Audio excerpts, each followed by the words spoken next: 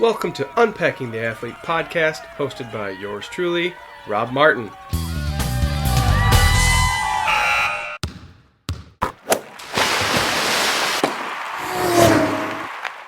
Welcome to Unpacking the Athlete, a podcast dedicated to diving deep into what makes athletes who they are. Today's guest, a young man who was away at college racing mountain bikes. Here are some of his career highlights.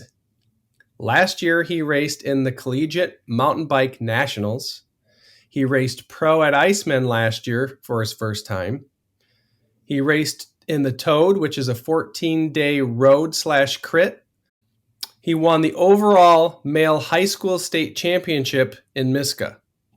Our guest today is Luke Zuelke, who is always proud of his last workout.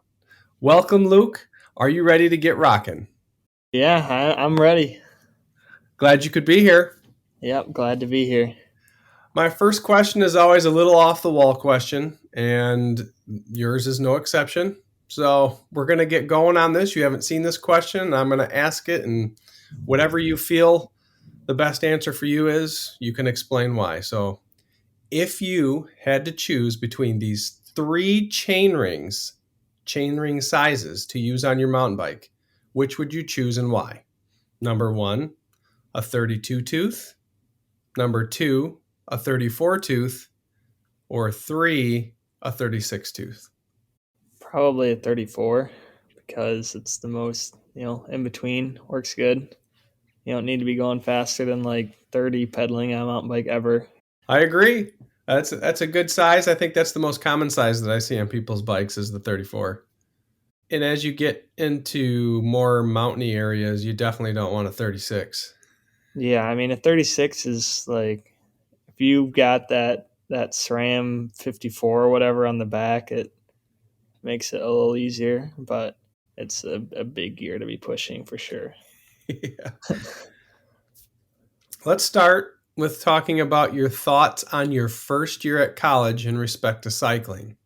And first, before we even get into that, where are you at college and why did you choose to go there? I'm at Lindenwood University. I'm here to race bikes. That's why I chose Lindenwood. And Lindenwood it's still Midwest, and that's kind of what I ended up deciding as far as like the location of the cycling schools that I was thinking about. Decided I didn't want to go out west and be a 24-hour drive from home. So Lindenwood was the best of the Midwest, I guess, is what I ended up thinking and deciding. Nice. And what are you studying while you're there? I'm studying entrepreneurship. That's my major right now. Nice. Do you have any plans with that? Do you have anything that you really want to do with that? I'd like to do something with like cycling and mental health and creating something that helps like student athletes or just younger athletes deal with and work with mental health. Like cyclists specifically is where I'd like to start, but who knows, if it grows, going to all athletes would be cool. And I think that's something that just needs to be, it's talked about a lot, but there's not a whole lot of solutions for that, right? If you're like, oh, I'm struggling with anxiety, everyone's like, yeah, that's part of the sport, but no one's telling you how to fix it. So you're looking to do something that way. That'd be cool. Yeah. Thinking back on your first year of racing here and at the collegiate level, what is your overall vibe? Way different than I expected it to be. I came from Miska, so that was like, it's pretty organized mountain biking wise. You'd go and, every team is set up a couple days before, courses been marked out and double, triple checked. And there's helpers everywhere, volunteers. It's really, really simple as a racer to just show up and race. And that's kind of all you have to do. Collegiate racing is not the same. If it's your home race, you got to show up the day of, set up the whole course the day of the race, and then volunteer on the course while you're not racing, and then go race, and then take down the course, and then volunteer for the downhill race or whatever other race is going on the same day. And it's definitely less organized. It's far more challenging as a racer to do all that and to perform really, like when you got to wake up at 4 a.m. to get to the race and have it set up by 7 and then race at 8. That's hard to do compared to waking up at 7, racing at 9. You got plenty of time there to get ready and do everything you need to do. But the road season might be different. That's just my experience with mountain biking so far. Okay. That's not what I thought either. I wasn't expecting you to say that. Yeah, it's and that might just be the Midwest Conference, but that's what the races I've been at. I mean, Nationals was obviously a bigger race that was more organized, but even that compared to non-collegiate mountain bike nationals is feels way more organized than collegiate mountain bike nationals is Hmm. still kind of thrown together. Getting ready for a race while you're setting up, yeah, the prep is definitely going to be different there, and I can see how that's going to be a little harder to race. Yeah, So Sean with Miska actually does a good job then of getting things up and ready, Sean doesn't does a he? great job. Yeah, I mean, I appreciate it, but I didn't have any frame of reference of how nice that was. Like I'm trying to think about one of the races it was, not nationals, but one of the races this season. Like the course wasn't even marked. Like we were out riding and kids were going like the wrong way and they ended up having to like run a volunteer out there to send people the right way. The start line is changing like as everyone's lined up. They're like, nope, it's actually a mile back that way. You guys got to go run over there, and it's just yeah, crazy stuff. Wow. Interesting. Very interesting and eye-opening. Okay. What was your best race of your freshman year on the mountain bike? Probably my home race, the Lindenwood cross country race, not the short track. Yeah, that was the race that I felt the closest to coming to where I wanted to be. I'd struggled all season with lower back issues on the mountain bike specifically. Road bike, I was fine, but even early season racing in like probably May was my first mountain bike race, maybe earlier, maybe April. But I struggled with lower back pain all season. And once I got to college and was like, this is still an issue, I started seeing an athletic trainer that's here and is free to use and really focused on trying to solve those issues. And by Lindenwood's home race, that was getting fixed. So that was like the race where I was like, okay, I'm using my legs here. I'm not just suffering through it. I'm able to race this. So lower back issues, you've got an athletic trainer at your disposal, and together you guys were able to fix the problem. So Yes. what kind of things were you doing to help that out? A lot of things. Started out with just kind of general like strength and stretching routines. I'm flexible. I've always been flexible.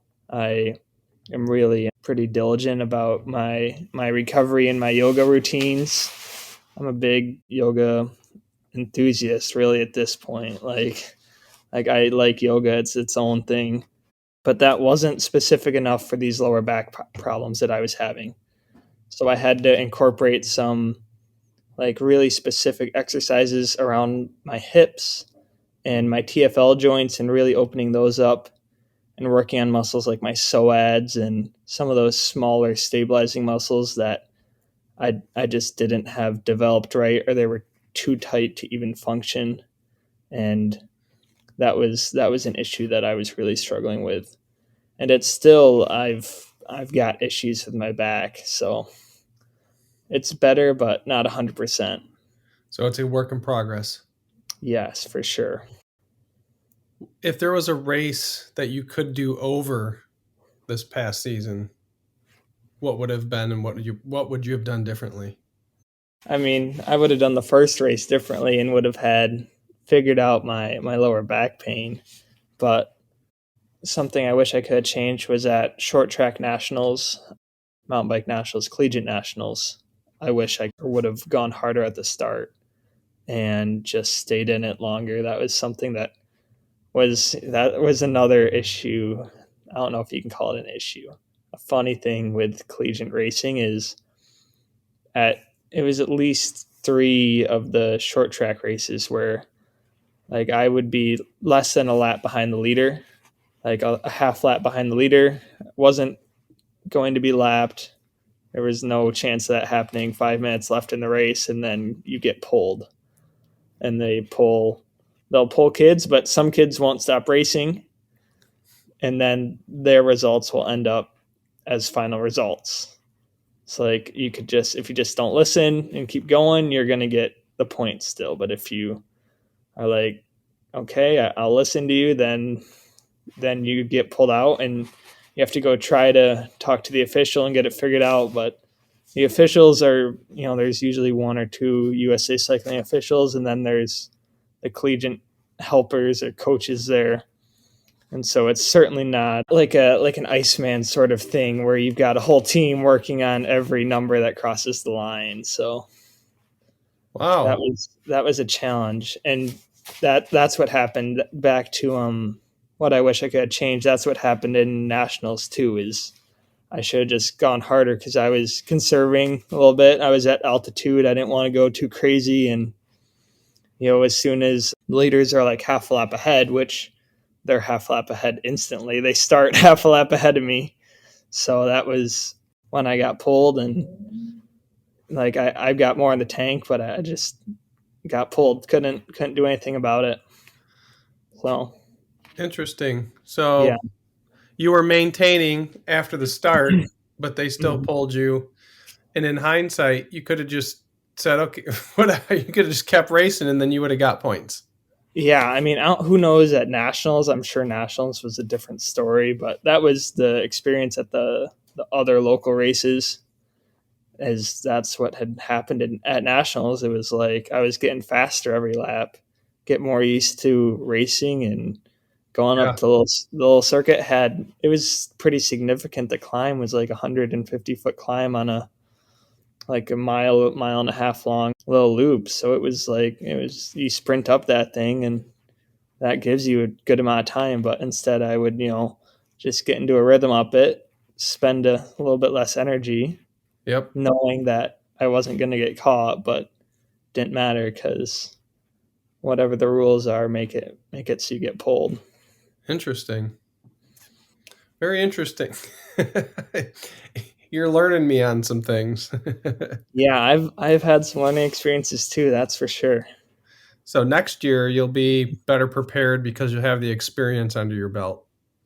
Yeah, for sure. Hopefully next year I'll be able to have more of like front or second row starts, Yeah. because that was a thing this year. Is as a freshman coming in, like getting that front, second, third row start is, even as one of the fastest freshmen, it's just a seniority thing. Like you're not going to get that row. You're not going to Right. get that spot. So It's kind of yeah, like when you go to these guys go to the World Cup beginning off, they don't have any points. And if they might be really fast, they're still getting stuck at the back. exactly. Yeah. Yeah. Yeah. It's same as like cyclocross races, world champion comes in, but if you haven't raced yet that season, you're starting at the back. So Yep. Makes yeah, sense, I guess. How did you do being away from home for the first time at the start of your freshman year? I was fine. Yeah. Like, yeah, that wasn't an issue for me. Classes were all pretty easy, so I didn't have crazy classes that I had to work with and have no time. I wasn't working at all. I didn't have a job. Yeah, I was just focused on pretty much training, and that was it. Training and figuring out how to kind of work with the college schedule. Those were the biggest 2 things for sure the first Okay. semester. You didn't have any like homesick feelings? No, afraid not. Sorry, mom. Sorry, mom and dad. By the end of the semester, by Thanksgiving break, it was good to be home. And once Thanksgiving break came, I really wanted to be home for Christmas break. So Okay. Okay. yeah, So there's a little bit of there you go, mom. yeah. Being home's nice for sure. Yeah. Can you explain Toad, what it stands for, and the racing involved? So Toad is Tour of America's Dairyland. It's a road race series. If you, I mean, yeah, series is the right word.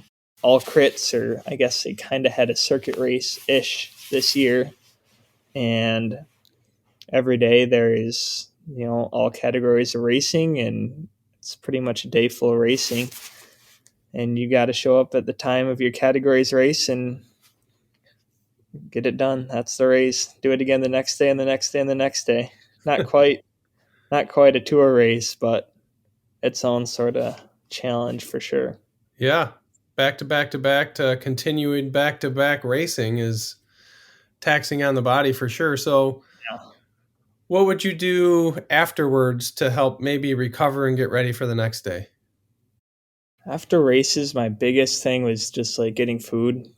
I was on my own for that race. I was staying with a host family, so I wasn't completely on my own, but like I had to find my own food and stuff. So getting like either packing a lunch for that day or packing dinner or finding a restaurant or something. That was the biggest thing. And then other than that, recovery was just general rolling and stretching and trying my best to fix any injuries if I'd gotten any that day. So How far away were you from where you had to get to from the host house? some races, it was literally like I could have ridden 5 miles away. Other races were closer to 50 miles away. Hmm. So like an hour drive for some of the races, but some were literally right next door. Huh. Okay. Interesting. So it was different courses every day. Yes, yeah, never the same course. Different course every day. Started out like kind of it's all based in Wisconsin, so kind of around Milwaukee area.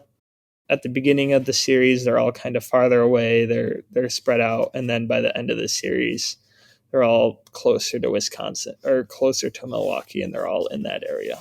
Okay. Interesting. Are you going to do that again? We will see. I'm not sure yet, but Okay. I think I will. Yeah. All right. Then go back to mountain biking. What was the toughest course that you were on last year?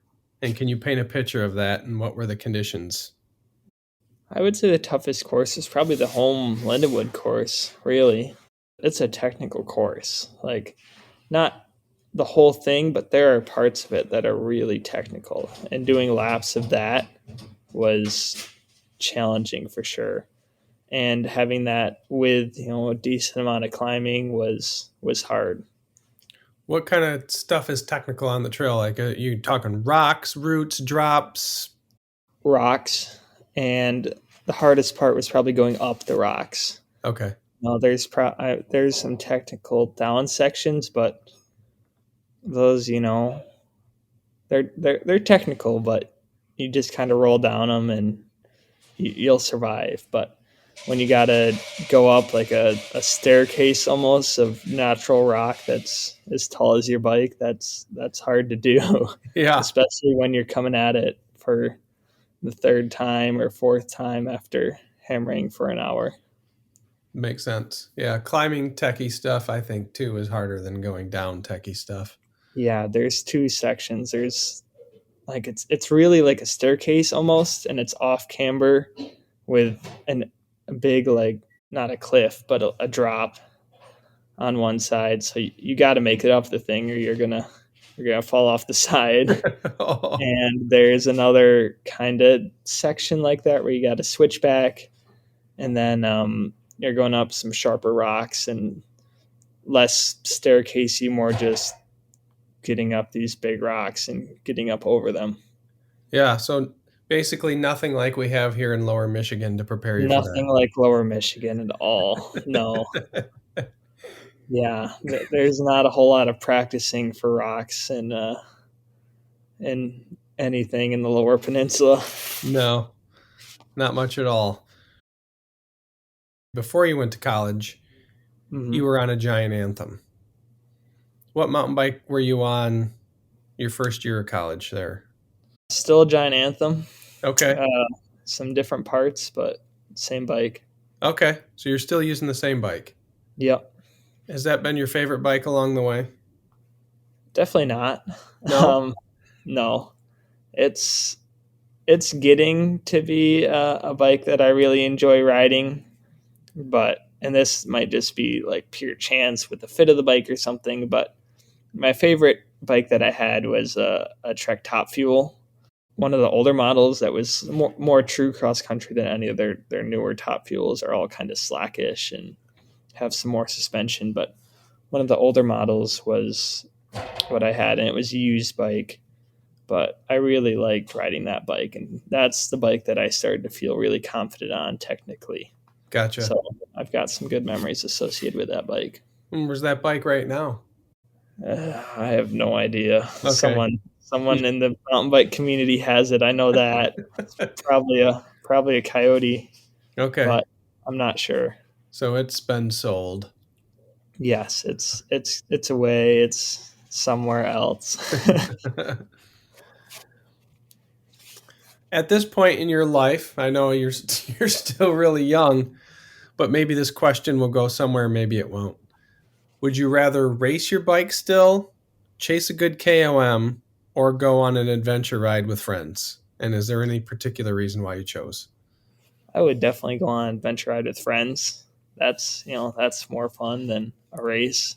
That's more fun than KOM is that's kind of like a race, I guess. Not quite, but a little bit easier.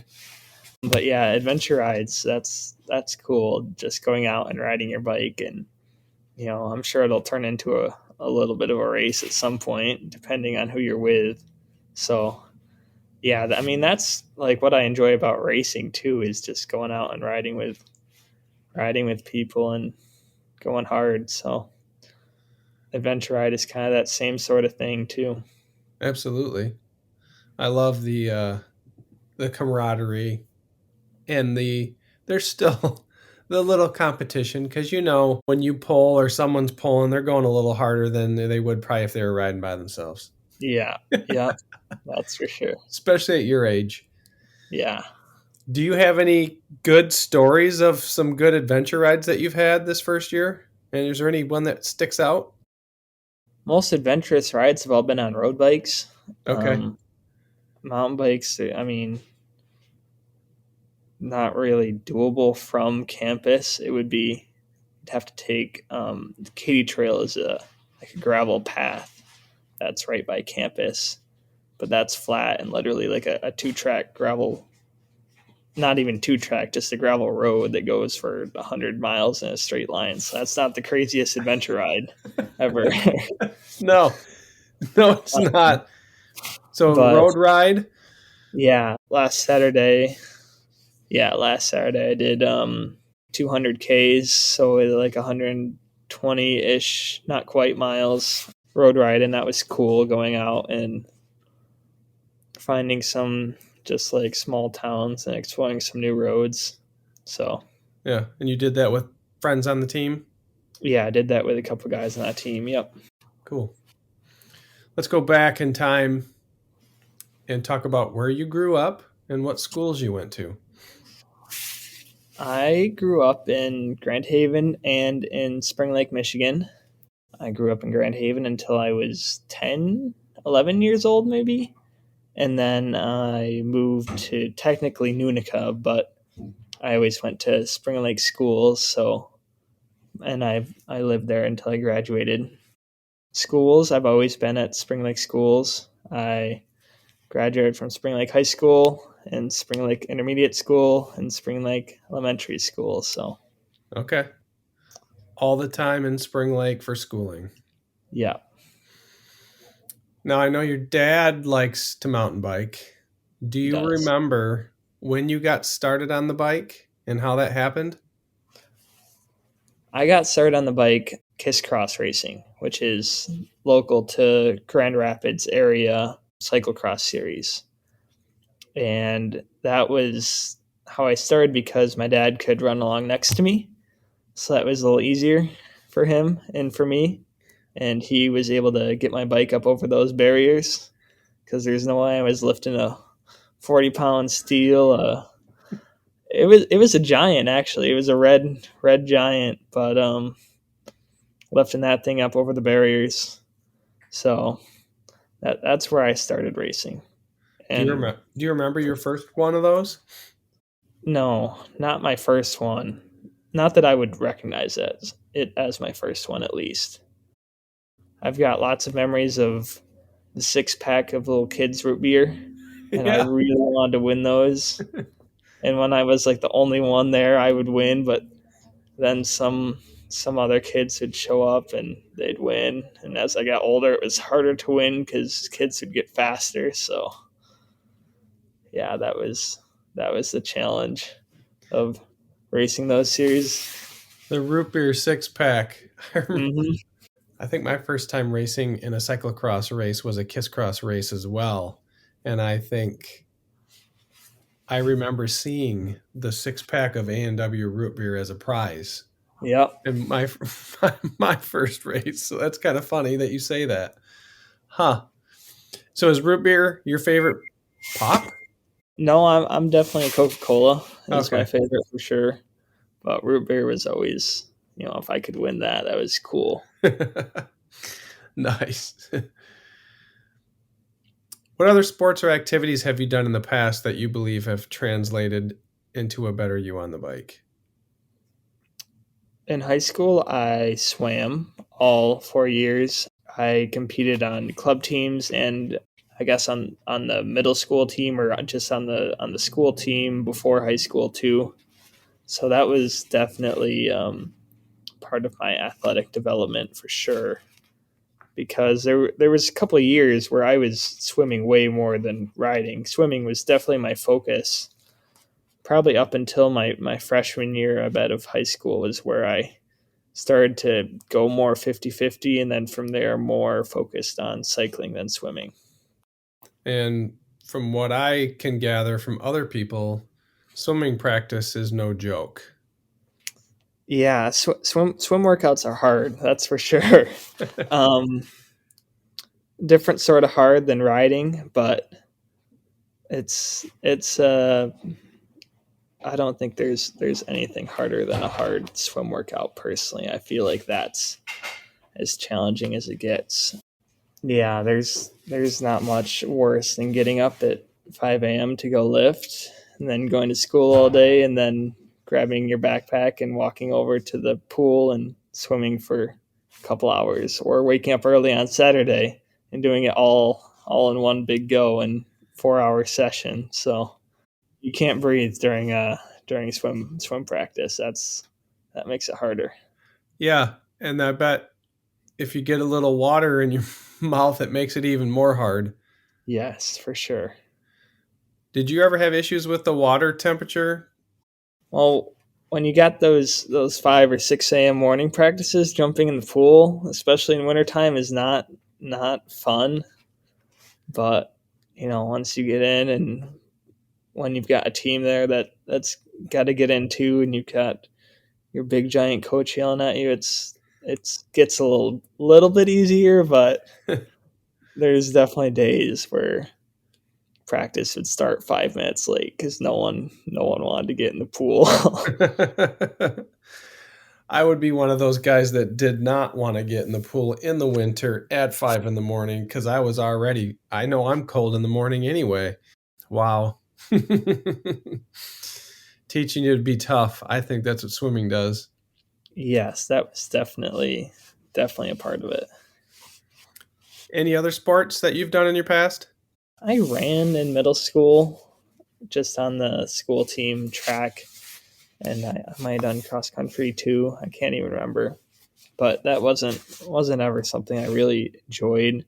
I always really struggled with like foot pain and just general like pains that weren't associated with my muscles, and lots of growing pains and joint pains, and never quite figured those out during that time. So I just dropped it Gotcha. really once I got to high school.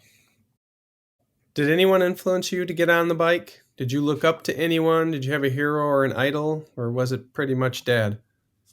I mean, yeah, Dad was the hero or idol for sure. He was the one racing the bike, and yeah, always trying to train with him for sure. that was, that's always been my training partner up until recently, and then he gets a little bit slower, so it's harder when he's the slow one. But when he was the fast one, that was definitely good to have as a training partner.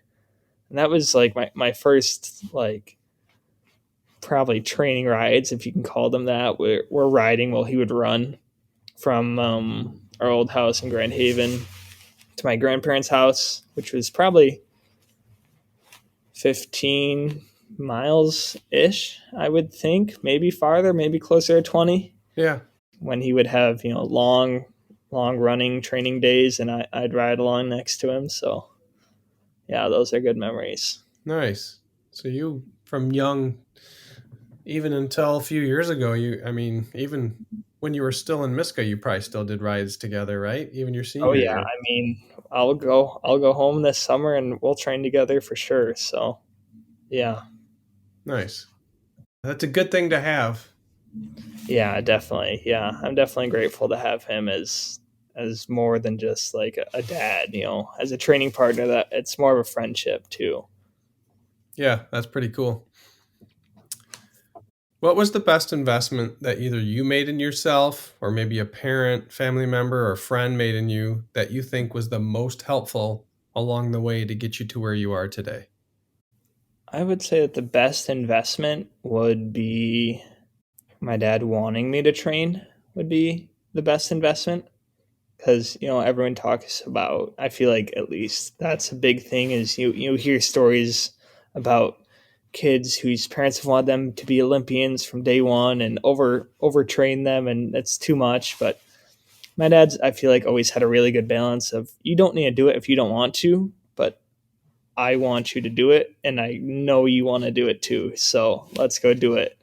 And that's been, super helpful to me and my training for, in the first couple of years. If it hadn't been for him, I didn't have a coach, I didn't have any structure, so we would just go out and ride. Probably for my first probably 2 years, 3 years of training, were that was what started it all. So thanks again, Dad. Yeah. Currently, how many hours are you spending on the bike a week? Anywhere from big weeks are 20 hours to short weeks are 10 hours, and probably closer to the 20-hour mark most weeks. Right now, as racing is still a couple weeks away, but I'm far enough into my training block where I can do those weeks and still, my body's able to handle it and I'm not just wrecked. So Yeah. Are you doing more rides indoor or outdoor? it's been outdoor, actually. Now that I'm in Missouri, there's, we don't really get snow, and the last 2 or 3 days, I guess, we got a little bit of snow and ice, and it's been in the teens, so it's been indoors. But really, from Christmas break until now, I've been training outdoors. So that's been really nice. That's really nice, actually. Yeah. During the winter, in a lot of places, you either need to be cold so you can have snowpack and fat bike, or you Yeah. need to be just below or above the freezing point so you don't have, the ice and the snow that limits you from getting Yeah. outside. Yep. So sounds like Yeah. you're It's been really nice. I mean, it's definitely not like crazy, but it's really more the lack of snow makes it so, you go, oh, it's 30 degrees outside. We can go right outside for sure, as long as there's no snow and it's a little bit sunny out. heck yeah. Through your whole life on the bike and racing, what has been your most memorable race on the bike? And can you walk us through the race? One of the Green Mountain stages, one of the road race stages, that was a race I did, I guess not last year now, but 2 years ago. It's a road race in Vermont. They call it a stage race, but it's like four days of racing, I think. And it is a stage race. There's a GC, and I raced with, as like a guest rider. I don't know if that would be the term, but I raced with North Star Development. They brought a team there, and I was able to race with them. And that was just like, that was my first experience racing road with a bunch of juniors. Like I'd been to national championships before, which are, 1-day races, but racing for multiple days with a big group and in the mountains was really cool. Like Yeah. that's probably my coolest cycling experience for sure. Racing in the mountains is Yeah. always cool. Yes, for sure. The views. Yeah, it makes me question a little bit my choice of location for school. But Midwest, closer to home. Yes. Yeah. Yeah. I don't think about it as much. Like while I'm here, I'm like, man, I could be in the Rockies right now, or I could be out east. But when I can drive home for a weekend, then I'm like, okay, that's starting to realize more that that's an important thing to have. Yeah, that's a win. Hmm. Thinking back to your senior year in high school in the Miska Race series, who was your biggest competition that year? Biggest competition in the Miska series was Hunter Post. He was a junior that year. There wasn't I might have been the only senior like in the top group of racers that was, there were probably five or so guys that were like we would compete every race, and I think I was the only senior in that group, and the rest were juniors or even sophomores. And yeah, he beat me at the first race. I remember him and maybe the other hunter too. They both beat me, and I think he got second in the series and almost beat me in the last race. And I don't remember what that would have done if I wouldn't have been state champion, or how that would have worked. But he was definitely my biggest competition. Okay. Do you remember how many races you won that season? No, um, I've got no idea actually. But I you did win that last race. I won the last race. I think I won all but two of the races. The Okay. first race I didn't win, and then there was another one of the weekends I did like two races. I did Lord of the Springs, which is a, if yeah, you're familiar with it, but that's like a gravel single track kind of crazy race that was crazy hard that year. And then there was a Miska race the next day that I had to drive across the state and go race the next morning, and that was, I did not win that one, but Wait, and that was your you and I raced together at Lord of the Springs, right? I think it was, yeah, we both were in Rock and Road. Yeah, we were out front alone for a while, and then the group caught us, and then things Yeah, got, yeah, okay. yeah, that was a good race actually. I think I podiumed if I remember right. I think so too. So you did well in that race. I think you still podiumed the next day. You just didn't win, right? I can't remember. I might have. Yeah. Yeah. Too many races, man. I can't remember all this. There's a lot of them. Yeah. Yeah. It doesn't seem like that many when you're thinking about just the numbers, but when you're thinking about each experience, it's a lot for sure. So why do you love this sport, and what keeps you going in it? I really like just like being on my bike and the places it brings me. Like that's the coolest part for me. The last 2 years, I've gone to Colorado to race my bike and race in national championships. So that's been a super cool experience. This year, we took like a road trip kind of out there, and I got to ride in South Dakota and Wyoming, and just see some really cool places.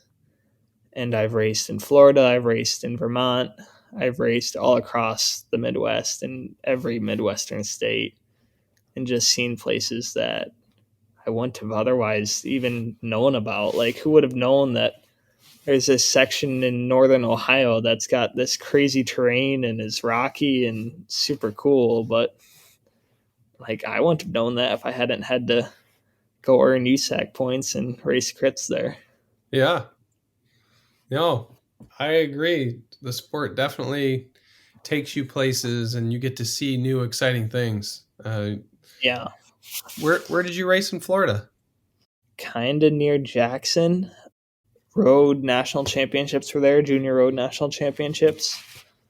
It was on like a military base. And it was a personally, I thought, a terrible course. It's like a whole 100 feet of elevation per lap.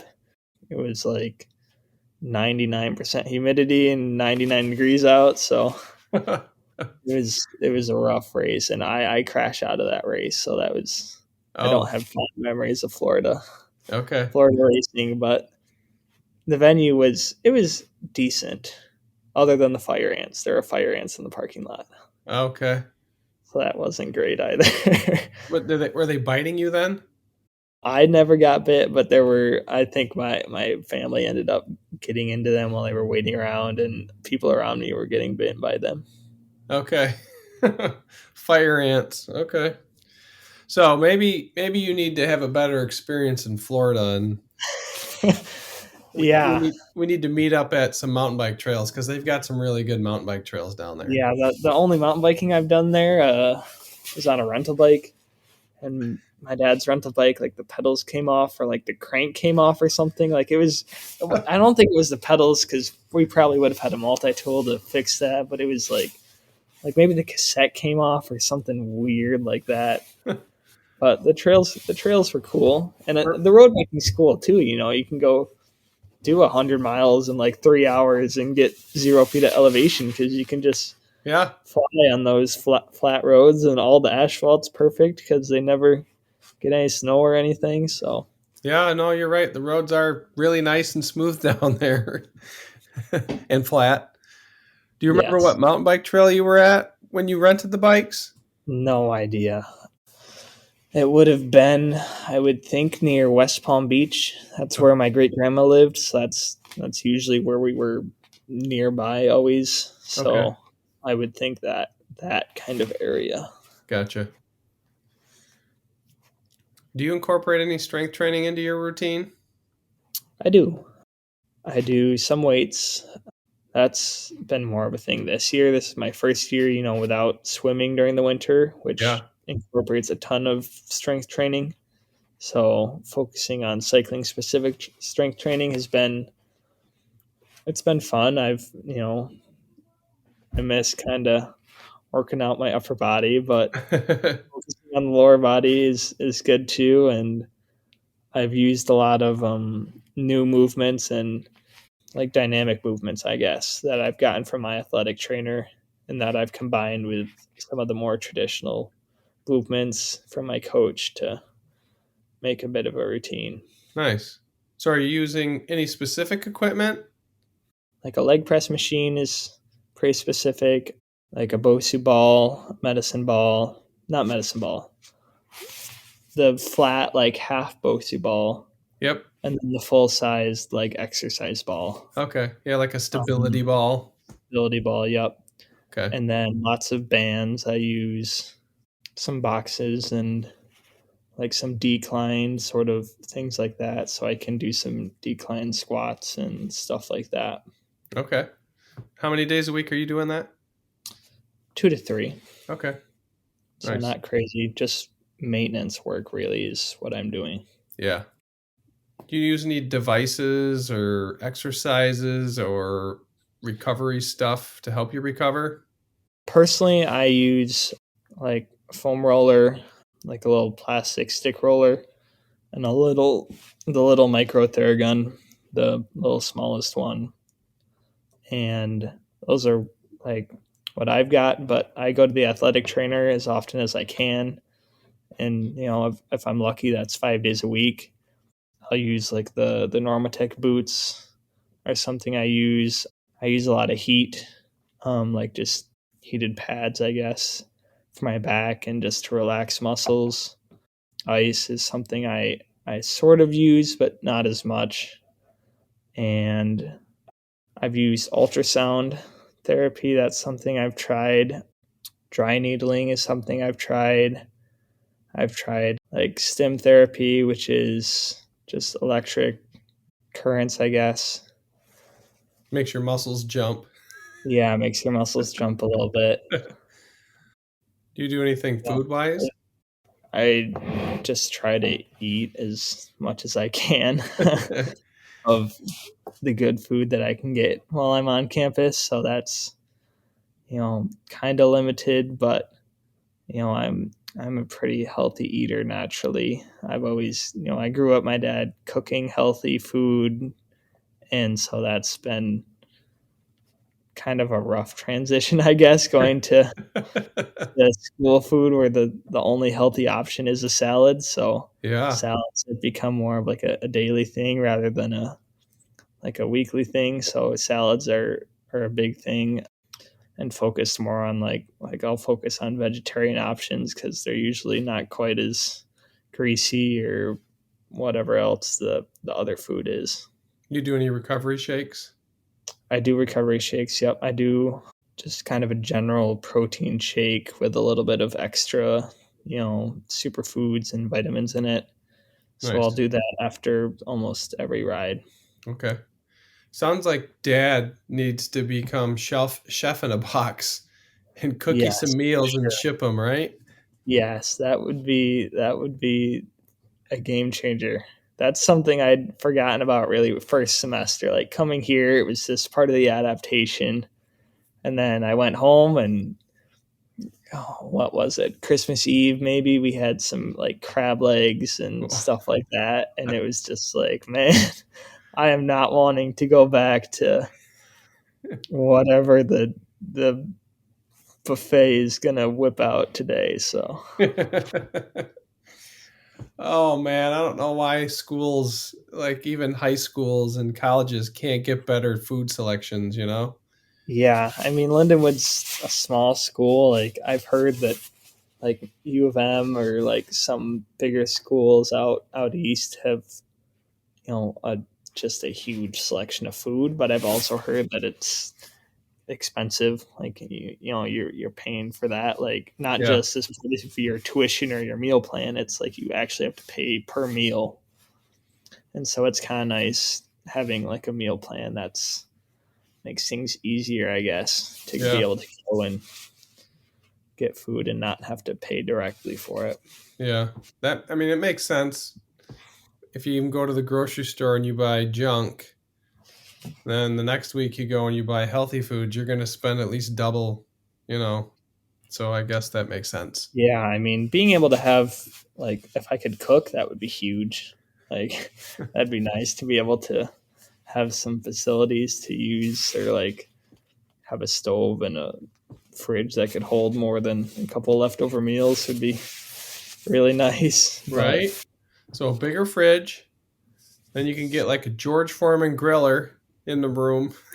well, that's the thing is like even like a hot plate, like they don't want anything like that in the dorms. So Oh, they don't. no, yeah. I mean, technically, I don't even think you're allowed to have like a microwave, Oh, but really? I don't know a single person that doesn't have a microwave. So Yeah. yeah, Yeah. Huh. Interesting. Okay. yeah, Well, I yeah. guess But scratch that idea. even a hot plate, you're right, or like a little grill with a cast iron pan or stainless steel pan. You can cook everything you need with that. So Interesting. When you do workouts, do you prefer shorter intervals or longer intervals? I prefer shorter intervals always. Yes. That's those when I see like if I've got like 4 by 1 minute intervals or something and it's part of like an hour and a half ride and those are the only hard things I have to do and I get to go out and find some 1 minute sections to just go fast on. That's way more fun than 2 hours at zone two or whatever. That's not the same sort of thing. Right?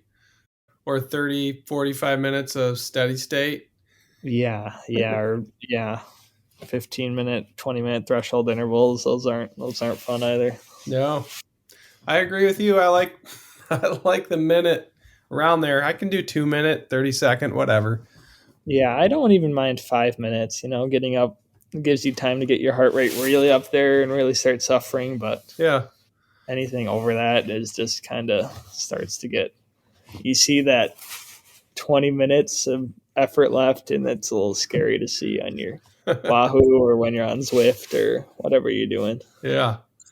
And I'm also like 5 minutes is perfectly fine outside on the bike, but 5 minutes inside on the trainer can get tough for me personally. That's true. Yeah. I find that's definitely the case for me, is like just any effort on the trainer feels like just harder than outside. Yep. If you could spend 1 week with another athlete, or any coach, who would it be and why? I would think I would want to spend a week with like Wout Van Aert, maybe would be cool, or a week with like Sepp Kuss, just because he's American would be cool. Yeah, and just like I don't even know what we would do. I won't be able to ride with him, so who knows? But it would be really cool to get that training experience. And It's called Spend a Week with them. So yes, you would be able to ride with them. yeah, ride with him and Hang out, get some tips, tricks. Okay. Yeah, I think, if I'm not mistaken, I think two other people have picked him as well. yeah. Van Aert. Do you do anything pre-competition to get yourself ready and motivated? Do you have any rituals, routines? Do you do any music or mental visualization? I haven't quite figured that out yet. I've gone through a couple. I tried music for a while, and that never quite worked for me. Visualization, I've tried, and I just haven't quite figured out quite the right way to do that, I think. Really, my main thing is just get away from the start line as far as I can, and just like focus on quieting down. And I guess that would be part of visualization, but really just like focusing on just like racing my race, going out and putting the effort in, and not worrying about the guys next to me or the guys in front of me or the guys behind me, or the fact that the start line isn't where it was yesterday or anything like that. So That makes sense to me. Can you talk about Iceman 2022 and why that meant a lot to you, just that race? Iceman 2022 was my first race in the pro category at Iceman. Came at the end of a long season of racing. I started racing in mid-April, so it's almost a year's worth of training and racing with not really any breaks in between. So it was hard for sure to just decide that I was gonna do it and start. That was really like, that race was a challenge just to go to the start line. Like I was really focused in my warm up of just warming my body up and trying to convince myself to get in that race mode and get ready to race. And I ended up being late to the start almost. Like I was at the very back right at the start, and my dad had to run and either grab my inhaler or return, like take my phone or something. He had to run and get something, I'm pretty sure. I can't even remember what it was now. But anyways, I started at the back of that race, and I really didn't even want to start. Like I was just like done. I didn't want to race at all. I was ready to just get off the bike for a little while. And I went out hard with everyone and moved up a couple places probably. But once we got out of the single track, the first section of single track, I was just like, bleh. And I really, really just kind of like eased up. Just, it didn't feel any easier, but my heart rate was way below, it was below endurance even, I think, for most of that race. And I ended up finishing the race, but that itself was a challenge. I really wanted to stop at what's that hill called? The one that's At Williamsburg, maybe? Williamsburg Road. Yes, yeah, the road. And I was like, well, once I get to Williamsburg, I'll just be done. And then when I got there were tons of people cheering, and I was like, well, we'll just finish the race. It's the last one of the season. So I ended up finishing, and I ended up, enjoying a nice day out in the rain and cold. But I think that was one of my first muddy rides of the year. So I at least got to slip and slide a little bit. So that was fun.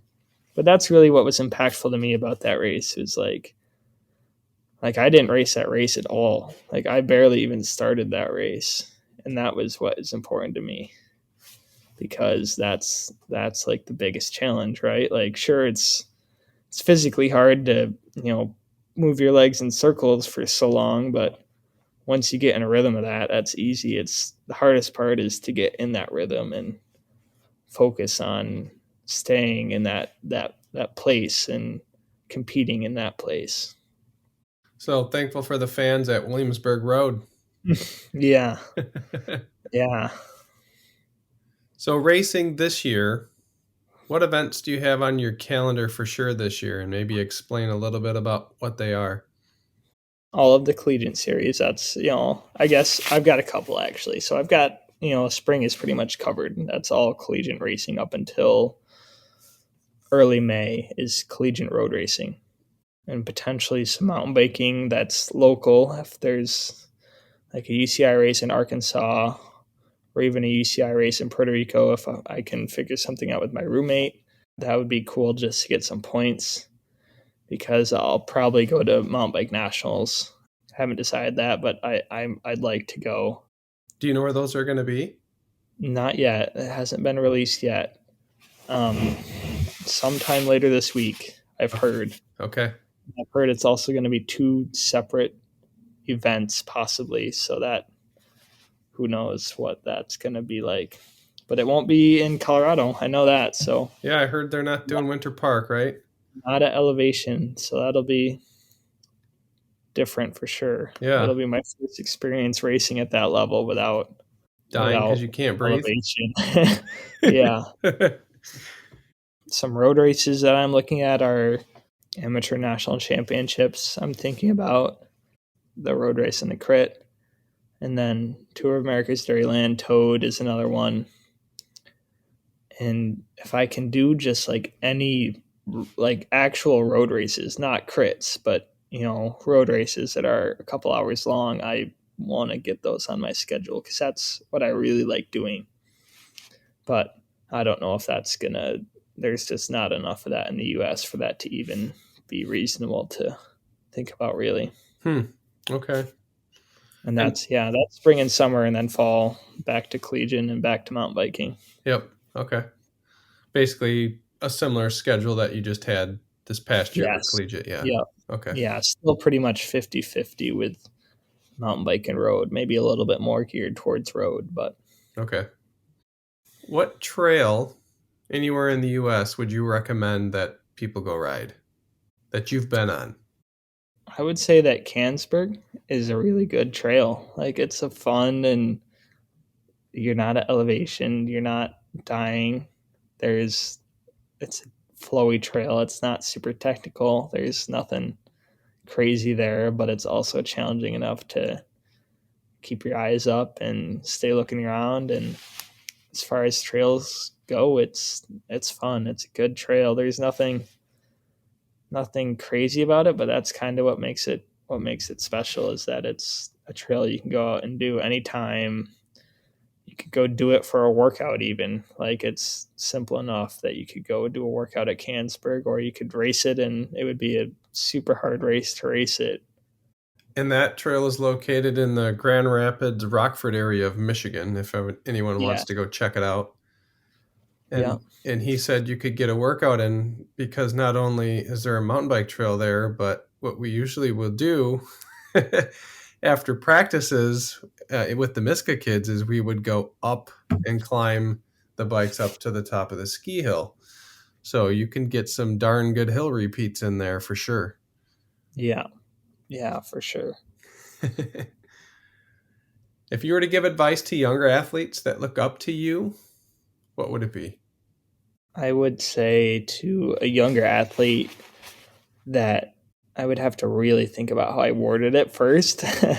But I would say that you need to figure out a way to get your mental thoughts down, to start a journal, to start keeping track of how you're feeling during races. And it doesn't matter if you're not serious about it or if you don't think you're ever going to be serious about it.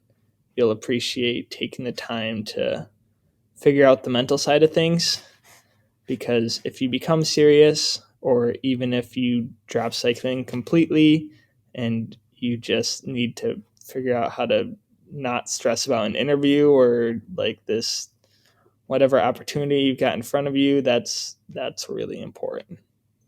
Being able to just calm yourself down and focus on the task that you're actually trying to do. Good advice. Where can people find you on the web if they want to connect with you?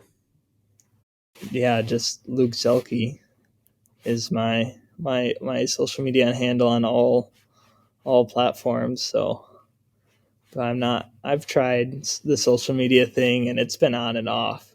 Really, as a student, I feel like it's more of an off thing. Like I don't even think I have any downloaded on my phone right now, any apps download. So I've got Messenger because that's how I've been communicating with you. But I don't even think I have the actual Facebook app downloaded. So Okay. Luke, I've had a good time with you on the podcast today, and I've personally enjoyed watching you grow as a cyclist. I can't wait to see what next season brings for you in this spring road cycling season. I appreciate you carving out the time today to share your story. thanks. This was a lot of fun, and to all the listeners, gratitude.